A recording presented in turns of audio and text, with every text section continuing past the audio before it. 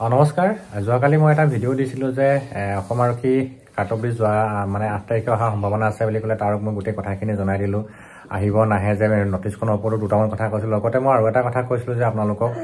CM sir মুম্বাইত আছে মুম্বাইৰ পৰা অহাৰ পিছতে অসম আৰক্ষী শিক্ষক বিষয়াসকলৰ লগত নিশ্চয় এখন মিটিং কৰিব যিখন মিটিঙত অসম আৰক্ষী ABUB কাৰ্টবলিষ্টৰ ওপৰতো আলোচনা কৰিব বা নতুন নিযুক্তি যি হৈ আছে নিযুক্তি প্ৰক্ৰিয়া ইয়াৰ ওপৰত এখন আলোচনা মানে বৈঠক বহিব তাৰ সম্পূৰ্ণ আজি তাৰে প্ৰমাণ হ'ল কাৰণ কেলে আজি প্ৰায় 3 ঘণ্টা আগত এখন মিটিং অনুষ্ঠিত দুখনকৈ মিটিং অনুষ্ঠিত হৈছিল CMৰ অফিসত CM ছাৰৰ লগত আৰু দুইখন মিটিংতে আমাৰ DGP GP সিং ছাৰ মানে অসম আৰক্ষী যিসকল উচ্চপদস্থ বিষয়া গোটেই কেইজন উপস্থিত আছিল লগতে গৃহ বিভাগৰ যিসকল সচিব আছিল তেওঁলোকো উপস্থিত আছিল আৰু গোটেই বিতংভাৱে আলোচনা হৈছে তো কি আলোচনা হৈছে আৰু সেই নটিছখনত কি লিখা আছে মই আপোনালোকক একদম ভিডিঅ' আকাৰে দেখাব বিচাৰিছো আৰু এটো কোনো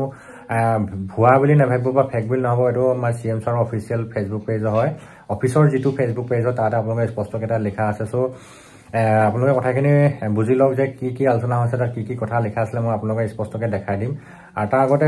যিসকলে মোৰ চেনেলটো ফাৰ্ষ্ট টাইম চাইছে চেনেলটো আপোনালোকে সাবস্ক্ৰাইব কৰি ৰাখিব ভিডিঅ'টো ভাল লাগিলে লাইক কৰিব শ্বেয়াৰ কৰিব আৰু আহকচোন আপোনালোকক আজি কি আলোচনা হ'ল আপোনালোক মই একদম ভিডিঅ' মানে তাত তথ্য আকাৰে দেখাব বিচাৰিম আৰু এটো হ'ল আমাৰ CM ছাৰৰ অফিচিয়েল মানে অফিচৰ যেটো ফেসবুক পেজ আছে CMO আসাম আপোনাৰ ইয়াতে আজি ধুনিয়াকৈ স্পষ্টকৈ লিখা আছে যে আপোনালোকৰ আজি সময় প্ৰায় 2 ঘণ্টা ইয়াত 2 ঘণ্টা দেখাইছে আপোনালোকে নিশ্চয় দেখিছে দেখেটো 2 ঘণ্টা তো 2 ঘণ্টা বুলি আপোনালোকে নিশ্চয় দেখিছে ইয়াত তো ইয়াত লিখা আছে যে মাননীয় মুখ্যমন্ত্ৰী ডক্টৰ হিমন্ত বিশ্ব শৰ্মাই আজি লোকসেৱা ভৱনত গৃহ বিভাগ আৰু আৰক্ষী বিভাগৰ উচ্চপদস্থ বিষয়াবৰ্গৰ সৈতে এক বৈঠকত মিলিত হয় বৈঠকত গৃহৰক্ষী বাহিনীৰ বিভিন্ন বিষয় সম্পৰ্কে বিতংভাৱে আলোচনা কৰা হয় ৰাজ্যৰ গৃহৰক্ষী বাহিনীৰ নিয়োগ নীতি গৃহৰক্ষী বাহিনীৰ মুঠ শক্তি ৰাজ্যত বৰ্তমান প্ৰশিক্ষণপ্ৰাপ্ত গৃহৰক্ষী জোৱানৰ সংখ্যা আৰক্ষী বিভাগৰ বাহিৰে ভাৰতীয় তেল নিগম বন বিভাগ চাহ বাগিচা আদি অন্যান্য সংস্থাসমূহত বৰ্তমান কিমান নিয়োজিত হৈ আছে আদি বিষয়সমূহ আলোচনা কৰাৰ লগতে কেন্দ্ৰীয় পৰ্টেল প্ৰস্তুত আদি বিষয়ত বহু বিষয়ত গুৰুত্বপূৰ্ণ আলোচনা কৰা হয় এটা স্পষ্টকৈ লিখা আছে আৰু আজি দুখন মিটিং অনুষ্ঠিত কৰিছিল CM ছাৰে এখন আছিল তোমাৰ হোমগাৰ্ড সিভিল ডিফেন্স আৰু যি মানে আমাৰ হোমগাৰ্ডৰ ওপৰত আলোচনা কৰিছিল আৰু আনখন আছিল তোমাৰ গাঁওৰক্ষী বাহিনী এটা আপোনালোকে আৰু এখন দেখিছে এটা সময় 3 ঘণ্টা লিখা আছে ইয়াত আজি মাননীয় মুখ্যমন্ত্ৰী মহোদয় ডক্টৰ হিমন্ত বিশ্ব শৰ্মাই গাঁওৰক্ষী বাহিনীক আদৰ্শ সামাজিক সংগঠনলৈ ৰূপান্তৰ কৰাৰ বিষয়ে আলোচনা কৰিবলৈ জ্যেষ্ঠ অসামৰিক আৰু আৰক্ষী বিষয়াসকলৰ সৈতে এক বৈঠকত মিলিত হয় গাঁওৰক্ষী বাহিনী পুনৰ সংগঠিত কৰা প্ৰতিখন ৰাজহ গাঁৱত এটাকৈ বাহিনী গঠন কৰা 30% মহিলাৰ প্ৰতিনিধিত্ব নিশ্চিত কৰা আৰু অসামৰিক তথা আৰক্ষী দুয়োদিশীয় ভূমিকাত সদস্যসকলক শক্তিশালী কৰাৰ বাবে প্ৰশিক্ষণ প্ৰদান কৰা আদি আছিল আলোচ্য গুৰুত্বপূৰ্ণ বিষয় অন্যতম আৰু এই মিটিংখনত অসম আৰক্ষী যিসকল জ্যেষ্ঠ বিষয়া আছে গোটেই কেইজনে মানুহ উপস্থিত আছিল লগতে গৃহ বিভাগৰ যি মানে বিষয়বৰ্গ আছিল তাত উপস্থিত আছিল আৰু এটো হ'ল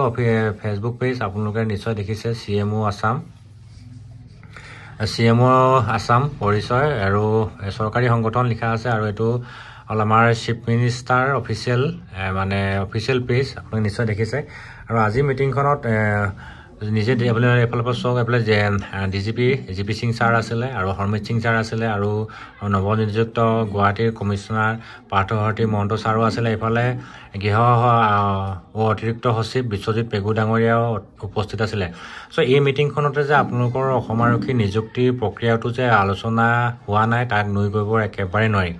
তো মই যিমান দূৰ সম্ভৱ মই জনমাহ যেতিয়া বিহু আগতে আপোনালোকৰ ABUB কাৰ্টবলিছ অহাটো একদম ফাইনেল হৈ আছে আপোনালোকে আৰু কেইদিনমান ৱেইট কৰক ইয়াৰ পূৰ্ণ সম্ভাৱনা আছে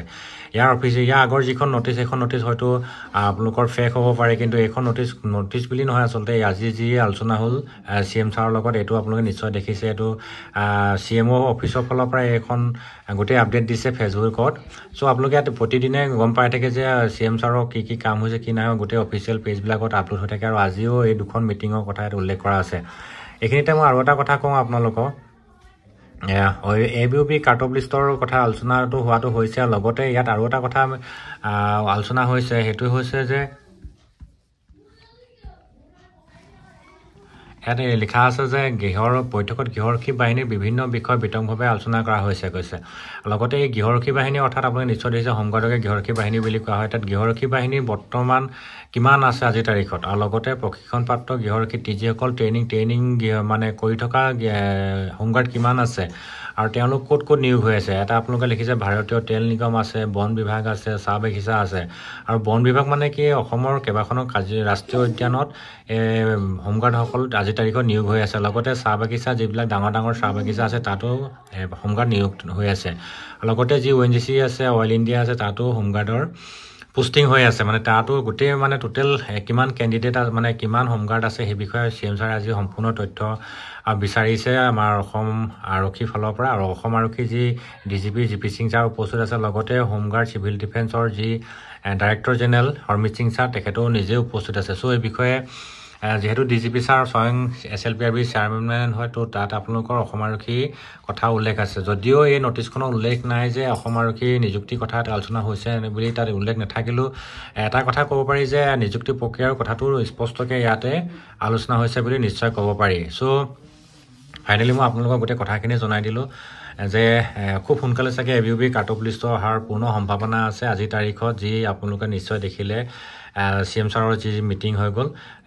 তো বৰ বেছি দীঘলীয়া নকৰোঁ ভিডিঅ'টো আপোনালোকৰ মই থুলমূলকৈ কথাখিনি জনাই দিলোঁ যে খুব সম্ভৱ বিহু আগতে অহাৰ পূৰ্ণ সম্ভাৱনা আছে বুলি মই আশা কৰিব পাৰি আৰু সকলোৱে ৱেইট কৰি আছে চ' সোনকালে আহিলে আমাৰ কাৰণে ভাল সকলো আৰু লগতে আৰু শেষত এটা কথা কৈ দিওঁ এই ভিডিঅ'টো মই সম্পূৰ্ণ আপোনালোকৰ আপডেটটো দিব বিচাৰিলোঁ আৰু জনালোঁ চাগে ভিডিঅ'টো আপোনালোকে লাইক কৰিবলৈ নাপাহৰিব আৰু শ্বেয়াৰ কৰি দিব সকলো ভালে থাকক ধন্যবাদ